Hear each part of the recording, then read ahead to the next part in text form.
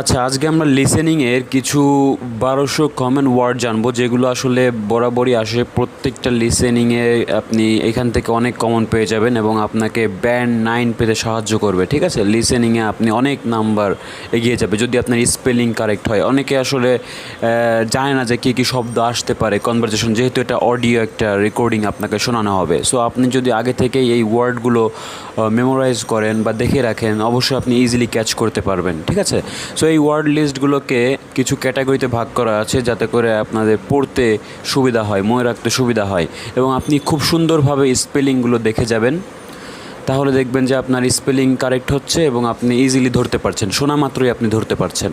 ঠিক আছে, সো ওয়ার্ডসগুলো অবশ্যই প্র্যাকটিস করবেন বাসায়। ঠিক আছে, আর হচ্ছে যে শুধু এটা বলবো না, লিসেনিং না, আমার অন্যান্য ভিডিওগুলো দেখবেন, রিডিং, রাইটিং, স্পিকিং, দেখবেন যে খুব সুন্দরভাবে আমি বোঝানোর চেষ্টা করেছি প্রত্যেকটা।